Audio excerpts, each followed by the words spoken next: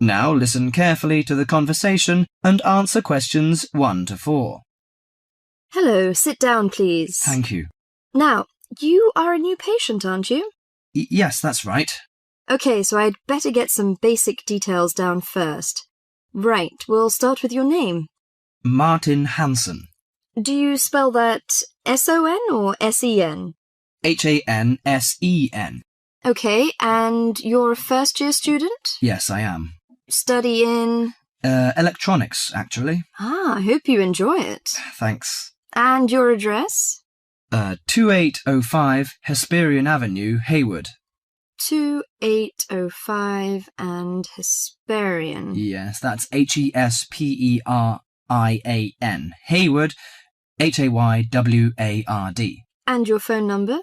734-246-55. 734-264-55. No, you got the 6 and the 4 the wrong way round. It's 246-55. Huh? Sorry, right. And, when were you born? The 15th of June, 1986. Here in New Zealand? No, I was born in Sydney.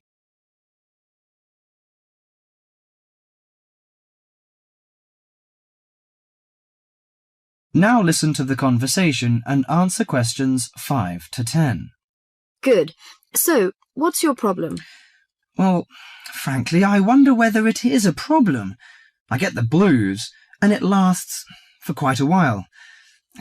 I don't know how to... Yes, we all feel sad or get the blues now and again. Generally, our sadness lessens in time, and with the support of friends. However, if the depression leads to difficulty in thinking and greatly disrupts your daily routine, it can be evidence of a psychiatric problem. What do you feel exactly? I always feel sad and worthless. I find it hard to fall asleep and wake up early in the morning. How long has it lasted? Nearly half a month. Do you feel fatigue or loss of energy? Or you may have lost interest or pleasure in usual activities? Yes, sometimes. At first I thought I could overcome it by myself, but I failed, and I'm so glad that you came here. It seems that you are suffering mild depression from your symptoms. Depression? Yes, I feel depressed sometimes. But why would I... Depression may occur as a result of biochemical changes in the body. Alcohol, amphetamines, cocaine, and LSD can bring on depression. Those who have a family history of depression usually have a greater risk of depression. Sometimes the worrying changes in life can lead to depression. I see. I had a really bad breakup of a love relationship. It makes me feel hopeless. Do you think I need some treatment? Yes. Antidepressant medications are often used to treat depression, if it is serious. But I don't suggest them at first because of the side effects. I suggest psychotherapy, which can give you support and help you regain control. So do I need to come here every day? No, I will arrange counselling sessions for you, which will last 12 to 20 weeks. You come here once or twice each week. The psychotherapy is directed at helping you gain insight and understanding about events in your life, which may have contributed to your depression. With growing insight, you can often learn more effective ways of coping with your feelings and changing your behaviour.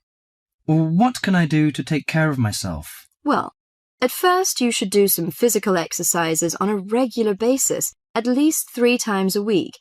How is your food? Do you eat well? Yes, I think so. I eat at my homestay family. Good.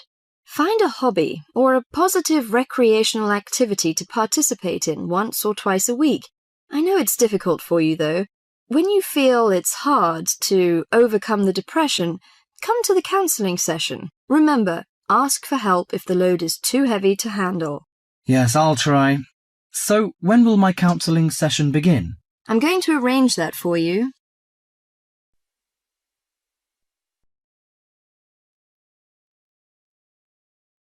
Now listen carefully and answer questions 11 to 14. Good morning, folks, and welcome to the information roundup on your own local radio station. This is Larry Knowles talking to you this morning on Tuesday, the 25th of May. And the first item coming up is a reminder to you all out there about Canadian Clean Air Day, which is on June 6th. In case you weren't around for the last one, this is a chance for Canadians everywhere to focus on the problems of air pollution and to actually try to do something to help reduce the problem. How many Canadians do you think die annually because of air pollution? 2,000? 3,000? Well, the rate is a staggering 5,000, and it's likely to grow unless we do something. And it's this concern with your health that's the driving force behind the government campaign that is sponsoring Clean Air Day. So what causes air pollution in the first place? Well, the transportation sector accounts for 27% of all greenhouse gases produced in Canada. It's also the biggest source of that thick, polluted air from traffic fumes that we call smog. And it's the tiny particles and ground-level ozone in smog that are the main causes of health problems and even deaths across the country. Of course, it's worse in the big cities, but researchers have only recently realized that all you need are low levels of air pollution to seriously damage your health, so we're all at risk.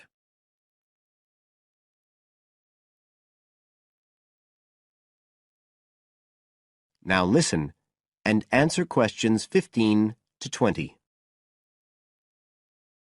So, what can we do to fight air pollution? Well, it should be pretty obvious by now that the way we get to and from work every day can have a big impact on the air we breathe. So the easiest action you can take on Clean Air Day is to accept what we call the commuter challenge and get to work on foot or by cycling for a change. If you have to use your car, try carpooling and share the drive, or better still, use public transit.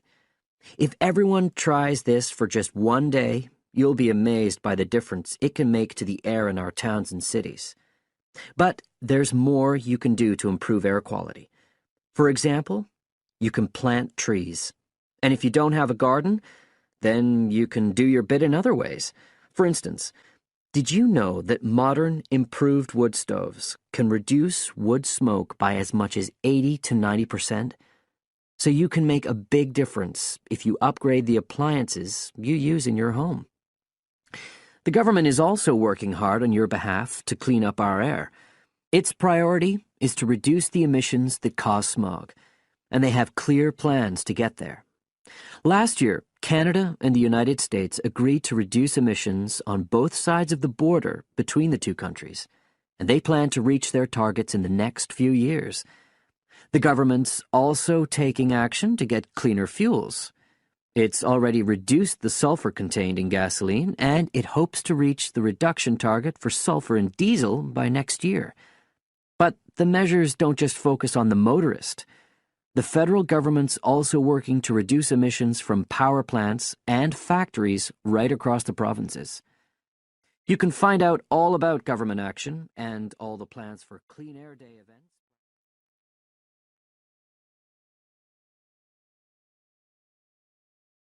Now listen and answer questions 21 to 26. Hi, Linda. Can you spare a few minutes? Hello, Matthew. No problem. I just wanted to talk to you about temporary work placements. I've never really thought there was a good reason for doing one. I've got some savings, so I don't really need the money at the moment. But I've had an email from the university about a vacancy that looks quite interesting. You did a placement last year, didn't you? I did, yes. In my case, I wanted to find out if I was making the right career choice before I began applying for permanent jobs. I thought I wanted to work in car manufacturing, but I wasn't sure, so I applied to Toyota. What was the application process like? Lengthy. There were a lot of different parts to it. The dullest one was a psychometric test. You know, when you have to answer loads of questions about yourself. And you're trying to guess what's the best thing to say. Yes. Then there was an activity that we did in groups, which I found really fascinating. Engineers are renowned for being a bit unsociable, but I thought we made a great team. And we had an individual task too. We had to sort through various business documents and prioritize them. It was just like what you have to do as a student, really. just with different content. What exactly were you doing on the placement? I was helping to design some diagnostic software to identify any waste in the car assembly process. Do you mean waste of materials? No, time. Anything that can speed the process up helps to cut costs. How did the work placement compare to being a student? Was it hard work? Yes, it was. I'd had full-time work before. I've done various unskilled jobs during university holidays, and some of those involve long hours. So I thought I'd find it easy. I was wrong, though. I think when you're on placement, you're always trying to prove yourself. So you push yourself hard to succeed? Yes. But I got a lot of support from my employers. They were always helpful. And then, at the end of the placement, I was given formal feedback. Do you mean on your engineering ability? Well, no. I didn't really need that because we had team meetings every other day. And so I had the chance to discuss technical issues and ask about anything that wasn't clear. The evaluation was about general workplace things, like organizational ability, initiative, that sort of thing. I get the impression you think you benefited from the placement. Well, the best thing is that they've offered me a job for next year. Depending on my exam results, of course, but still. A permanent one? Yes. But apart from that, I learned so much. The industrial environment was much more demanding than the academic one, so my general skills improved, like time management, meeting deadlines. And on the technical side, I learned new software packages, like MS Project. Well, I think you've convinced me that work placements are worthwhile, but while you're here, can you give me advice on something else? Now listen and answer questions 27 to 30. I'm about to make a start on the engineering materials module, and I've got a book list here. Can you have a quick look and tell me what you would recommend? That's if you can remember. Let's see. I do remember some of them. Yes, this one, The Science of Materials. I found the subject quite hard generally, but this book is very accessible, so it suited me. It doesn't cover everything, though. What about this one then, Materials Engineering? Oh, yes, I do remember that. But it's a bit out of date now, isn't it? Unless it's a new edition. I don't think so. But what I liked about it were the pictures.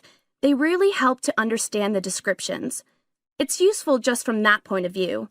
Let's see, what else? Oh, yes, that one there, Engineering Basics. I think out of all these, that's got the widest coverage. But I've looked at the contents page and it hardly mentions nanotechnology. Yes, you're right. The evolution of materials does, though. It's a recent publication, so it covers all the latest developments. It's a bit thin on the 1960s, though, and that decade was quite important. Well, it sounds as if they all complement each other in some ways. I don't suppose you can lend me...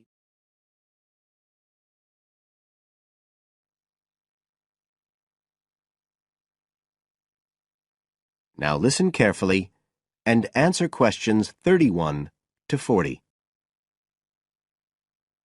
For my website design project, I decided to approach SuperSave supermarkets because I have an evening job at the supermarket, so I already have a slight insight into their organisational goals and workings. The field research for my project was in 2 stages. First, I had an interview with Mr. Dunn, who is in charge of SuperSave's customer care department. I discussed the project with him in order to identify the supermarket's requirements. Mr. Dunn said customers are often unwilling to make a face-to-face complaint when they've experienced difficulties with a product or a member of staff or anything related to the supermarket. So he said a website which allowed members of the public to get in touch with the organisation and bring the problem to their attention in a private manner might be very useful, and we agreed that I'd work on this. For the second stage of my research, I devised a questionnaire to put to SuperSave customers. I needed to find out about the customers' experiences of problems together with their attitudes towards making complaints, both directly and indirectly. I used a mixture of closed questions, such as, have you ever experienced a problem at any SuperSave store? And open questions, such as, what would you find helpful about a customer complaint website? I decided to do interviews rather than rely on distribution of the questionnaire, as I felt this was likely to lead to a higher take-up rate. I visited 4 SuperSave stores, 2 in the city centre and 2 in the outskirts, and altogether I interviewed 101 respondents. Then finally, I analysed the results.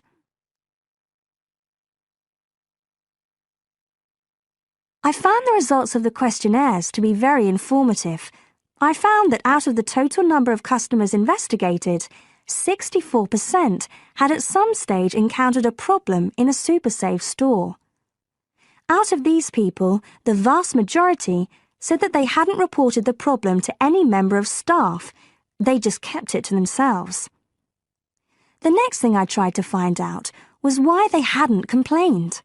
Well, about 25% of the people I interviewed said the reason was that they couldn't be bothered, and a slightly smaller percentage said that they didn't have enough time.